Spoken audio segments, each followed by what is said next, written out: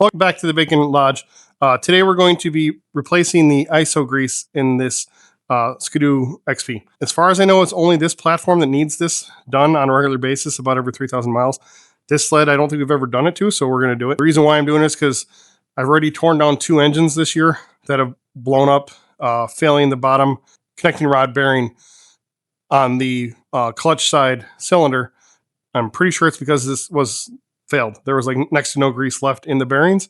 I think what it does is it lets a little bit of air in through the seal, and then it runs lean and it burns it up. We're going to use this. I ordered it from Amazon. I'll put the SKU in the link in the description. You can get other ones, and I know there's a different brand you can use too. There's Shell makes a version of it that's a little bit cheaper, but I just bought the actual ISO grease supposedly from Amazon. So we're going to go through. First thing we got to do is we got to take off the panels, and then we're going to go through and we're going to pull the clutch, everything this side, and we'll go from there. You've seen it done 100 times, so up and down, wiggle all around. Should be enough, I think. Yep, there we go. Slipped off. Slip you off. I'm using a clutch puller.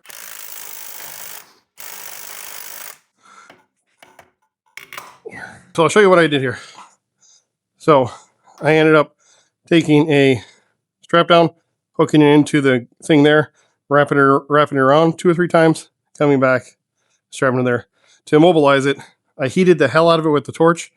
Then you just saw me crank the crap out of it. So when I disconnect it now, finished pulling off the clutch. Get the clutch out of there. That's the guy we got to fix. So we're going to clean this up real quick and then go from there. I don't have a whole lot of faith that these are going to come out very easily because they don't usually. Holy crap. That one actually came out really easy. Not how they usually work for me. Heck yeah! And that one just broke my bit. So we're going to drill 2 little pilot holes. Okay. There we go. There, popped it out. That is like the... And yeah, you can see how it's actually gooing out black. That means all of the grease in there is just trashed. I did heat this up to get this clutch off, so it is still warm. But we're going to clean that all out the best we can with some brake clean and put new grease in. Okay, so in this model, there's a little vent here. I'll put an arrow. You can see the little rubber knob there. Take that off, and what you can do is you can put a hose on there and put grease in behind this bearing. Okay, so I have the hose hooked up with that little nipple there. And I'm going to try to just squeeze some in there. I don't think there's much in here at all because it didn't look like there's anything in there. So eventually it should start coming through the bearings. There, you can start to see some of it there. Now that I have some coming through, I'm going to go use the pull start and I'm going to turn it over a few times. And that's really slowly.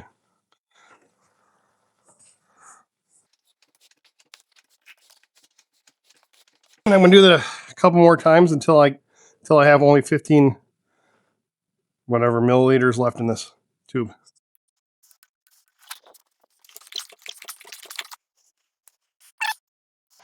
Okay. You can see some kind of going out most of the way around. Now, supposedly you don't have to put it out here, but I'm going to.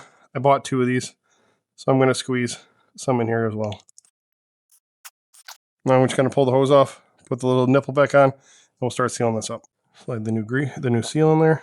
I'm trying to get it over that seal. There we go.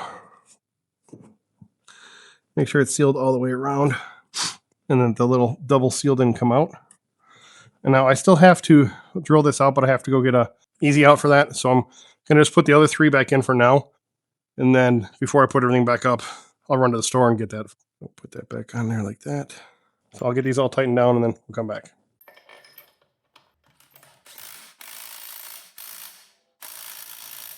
So we're on the other side here. I already pulled the exhaust can out. You got to remove the recoil. There's 4 bolts. There's one here, one here, one here, one over there. So I'll get those out real quick. And now I did not disconnect the handle, so it's still connected. So I'm just going to try to wiggle it out of here. Now we got to pull the flywheel. So you got to pull off the 3 bolts to hold the recoil starter, the main bolt, the nut, and then you have to use a puller to pull the flywheel. We'll get to that real quick.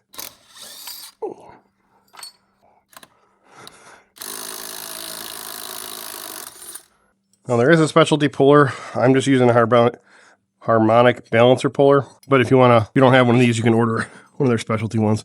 You just thread the bolts into the holes pretty far, but don't go too far into the windings. But you want them all the way, you want them threaded pretty far so that you can, so they don't strip out. And you want to make sure you have them even. Start them all, and you pull it out like this, and then you in the center, and you want to try to keep the center centered while it's touching all three of the bolts. And you're running in, and not out, sorry.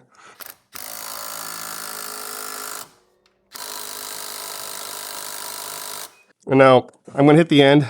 Sometimes it works. If not, sometimes you have to heat the actual housing in there. So we're going to try to just hit it first.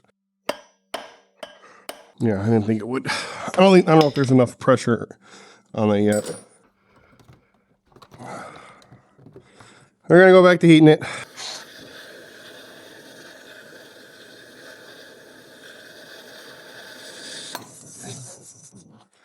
Yeah, it popped off. Now be careful because it's going to be hot.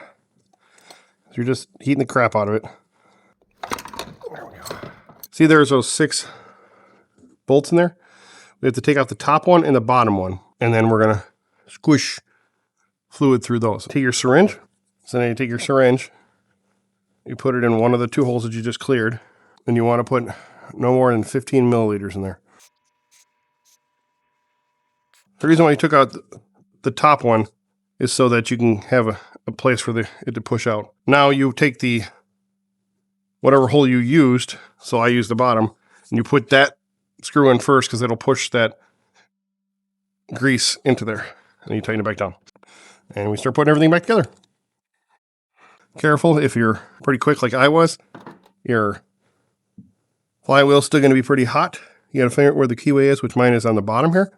So you want to line up your keyway the best you can. There it goes. Ran that home.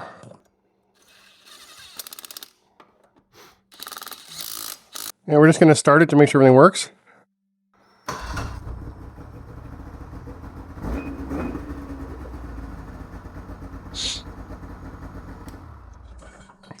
Sounds good.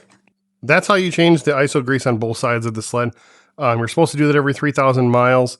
Honestly, I don't think we ever did on this one. That's why it was so far gone. But I got it done before the pistons bearings went bad. Like, it wasn't making a little bit of noise in the bottom before. Now it doesn't sound like it's making any noise. They probably just needed grease, which now they have them. With that, hopefully you found this useful and helpful. If you like this type of content, please give me a like, a subscribe. I'm going to keep putting some more stuff out like this. Right now it's kind of all aimed towards Skidoo because those are the ones that I can afford and I kind of know the best. I don't want to buy any later model stuff right now because we've had 3 kind of crappy years of snow, so I'm not going to buy like a early 2000s thing because it's probably not going to sell. This one we've had in our family for, I think we bought it in 2010, so 15 years. I owned it originally. I sold it to a buddy of mine. I just bought it back because it had some problems with it, which is in another video. It's all fixed up now. Everything's perfect on it. The only thing it could probably use is new shocks, but they still work, so I'm not going to replace them. They're not leaking oil or anything yet, so they still seem to work fine for me. So, other than that, I do appreciate you watching this. May God bless you, and you have a great day.